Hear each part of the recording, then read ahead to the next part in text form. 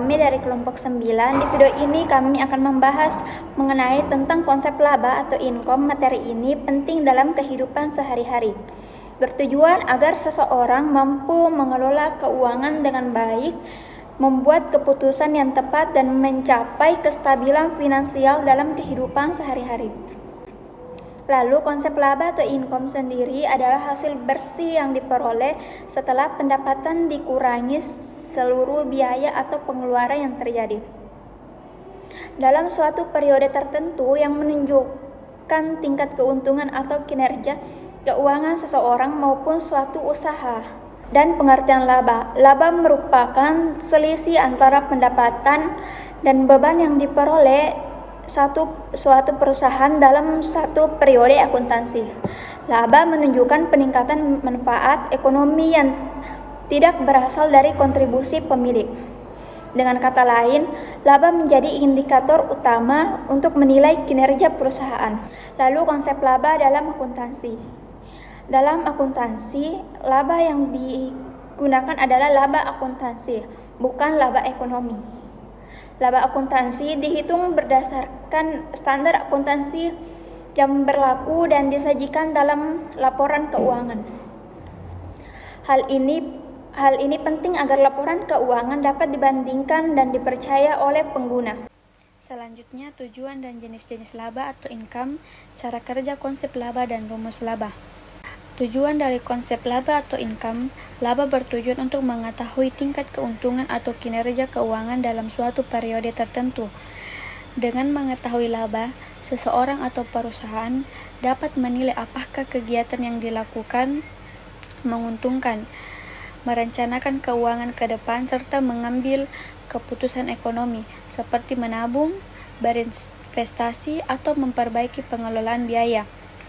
Selanjutnya ada jenis-jenis laba atau income. Yang pertama, laba kotor adalah laba yang diperoleh dari selisih antara pendapatan, penjualan, dan biaya langsung yang berkaitan dengan produksi atau pembelian barang. Laba ini menunjukkan kemampuan menghasilkan keuntungan dan aktivitas utama. Yang kedua, ada laba operasional adalah laba yang diperoleh setelah laba kotor dikurangi operasional, seperti biaya administrasi dan pemasaran. Laba ini menggambarkan efisiensi kegiatan operasional. Dan yang ketiga ada laba bersih, adalah laba akhir yang diperoleh setelah seluruh biaya termasuk bunga dan pajak dikurangi dari pendapatan. Laba ini menunjukkan keuntungan sesungguhnya yang diterima. Selanjutnya, cara kerja konsep laba. Konsep laba bekerja dengan membandingkan pendapatan yang diterima dengan seluruh biaya atau pengeluaran dalam suatu periode untuk mengetahui apakah suatu kegiatan menghasilkan keuntungan atau kerugian.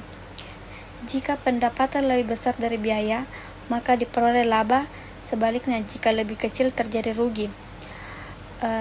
Dan yang terakhir, rumus laba. Laba atau income sama dengan Miki Wandik akan menjelaskan mengenai aspek dalam konsep laba income. Yuk simak penjelasan pada slide berikutnya. Yang pertama itu pengukuran laba. Pengukuran laba dilakukan dengan mengukur pendapatan dan beban secara andal. Pengukuran ini menggunakan dasar akural, di mana transaksi diakui saat terjadi, bukan saat kas diterima atau dibayarkan. Prinsip yang digunakan antara lain prinsip Witking, yaitu mencukup pendapatan dengan beban yang terkait. Yang kedua itu pengakuan laba. Laba diakui apabila pendapatan telah direalisasi atau dapat direalisasikan beban telah terjadi. Contohnya, pendapatan diakui ketika barang atau jasa telah diserahkan kepada pelanggan meskipun kas belum diterima. Hal ini tertutup akar laba yang dilaporkan mencerminkan kondisi ekonomi yang sebenarnya. Yang ketiga, penyajian laba. Laba disajikan dalam laporan laba rugi atau laporan laba rugi dan penghasilan komprehensif lain. Dalam laporan ini, laba ditampilkan secara sistematis mulai dari pendapatan, beban, hingga laba bersih. Penyajian ini memudahkan penggunaan laporan keuangan dalam menilai kinerja perusahaan. Selanjutnya, pengungkapan laba. Selain disajikan dalam laporan keuangan, laba juga harus diungkapkan dalam catatan atas laporan keuangan. Pengungkapan ini mencakup kebijakan akuntansi, prinsip pendapatan dan beban, serta informasi penting lainnya. Tujuan adalah untuk meningkatkan transparansi dan keindahan informasi laba. Nah, yang terakhir, kesimpulan dari materi kami, laba mencerminkan tingkat keberhasilan dan efisiensi kinerja perusahaan.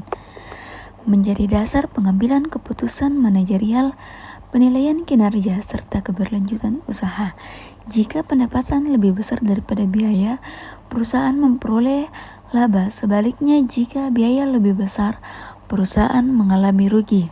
Konsep laba mengajarkan kita untuk mengatur pemasukan dan pengeluaran secara bijak, agar tidak lebih besar pasak daripada tiang, hidup hemat dan terencana, serta menyisihkan sisa pendapatan untuk tabungan atau masa depan.